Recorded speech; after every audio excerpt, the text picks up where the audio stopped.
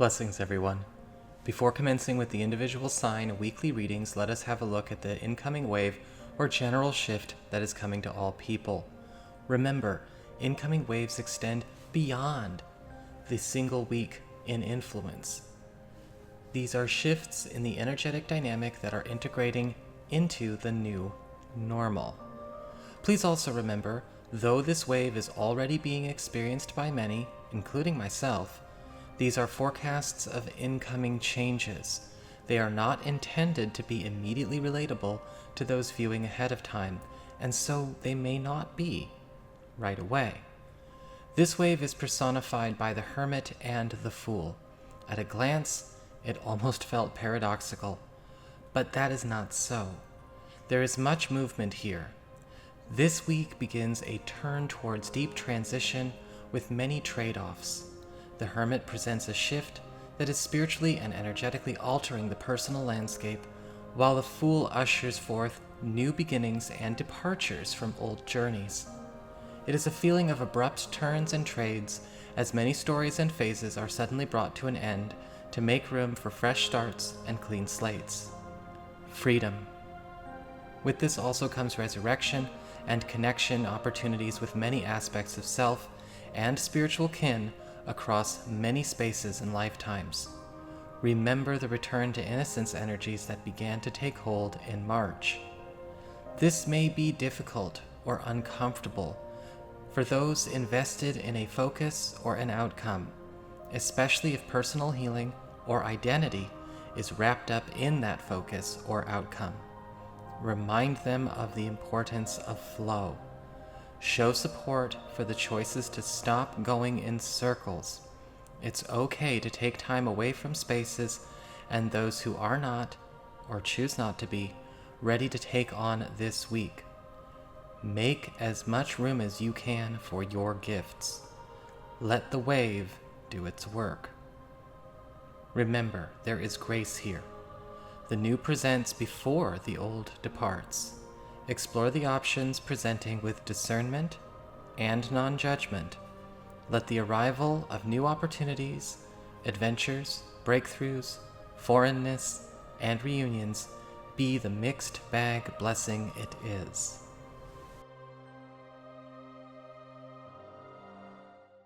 Alright, Leo, now that we've had a chance to look over the incoming wave as it applies to pretty much everybody, right? As well as not just for this week, but going forward, kind of the new dynamic, let's have a look and see how it actually applies to your experience this week. How does it land for you? Quick reminder, if you ever wish to get a session with me, you do need to go on ahead to my website. It's called integrativemysticism.com.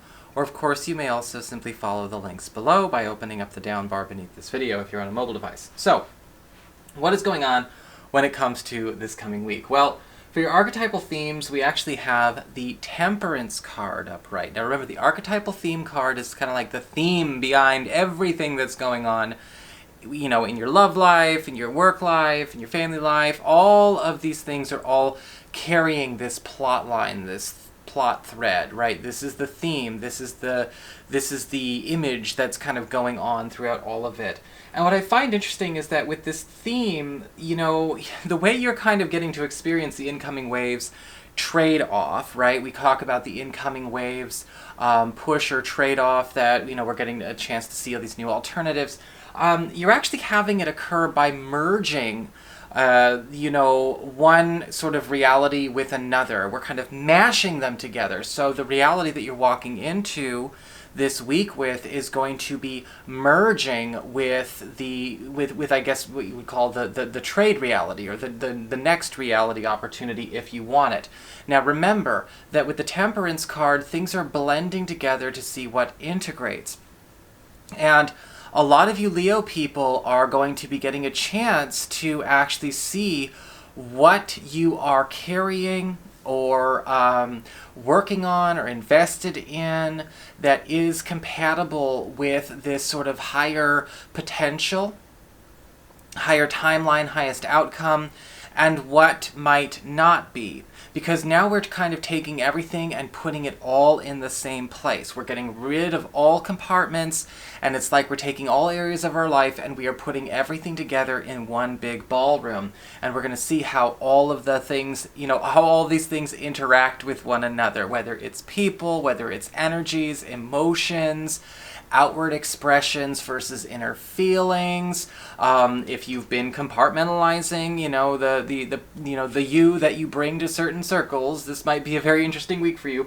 But the Temperance card upright is actually working to help you in a big way, because we are going to bring all of this together into one space, and then we are going to sort of release or send out all of that which is not actually working, what is not getting along, what is not compatible with the highest outcome in all areas, whether it's family, whether it's home, whether it's work, whether it's friends and love. We are letting go of things that are not compatible with the happily, going forward, happy new beginnings, happy ever after, with a happy new beginning kind of energy. Because with the Temperance card, what I'm kind of seeing is that she's kind of she's using the jugs, she's bringing all of this together, right? She's merging everything together, she's integrating, and that which will not incorporate, or that which will not, again, resonate and vibrate together, right? Maybe they're incompatible, there is such a thing as not being in alignment, right?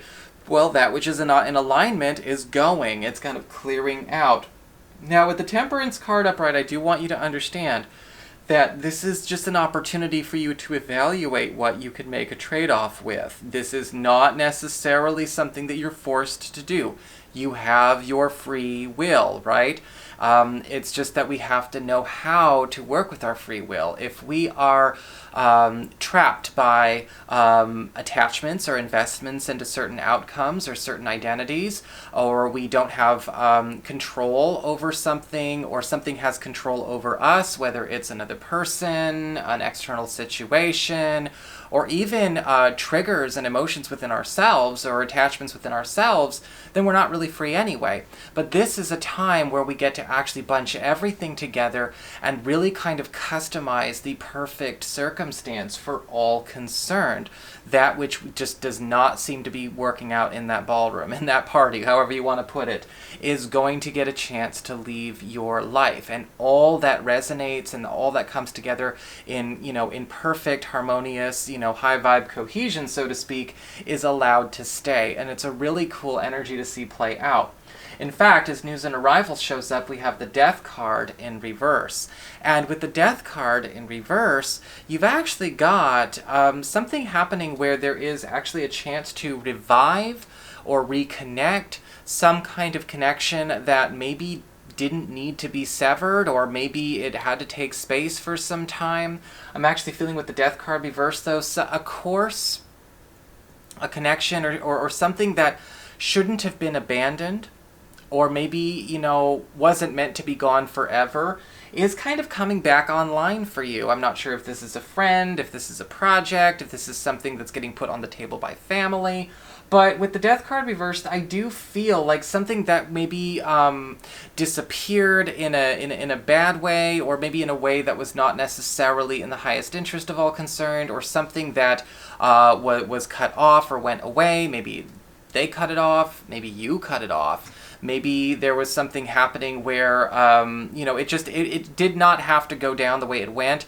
Well, with the Death card reversed, now that everything's getting a chance to kind of come back together for a final culmination to see what the new is going to be, you get a chance to actually reconnect that connection, restart that project, begin that journey again if you want. And I'm not sure, again, it's not clear whether or not this is a person or this is just a course of action, or again an undertaking, a project of some kind. We'll wait and see.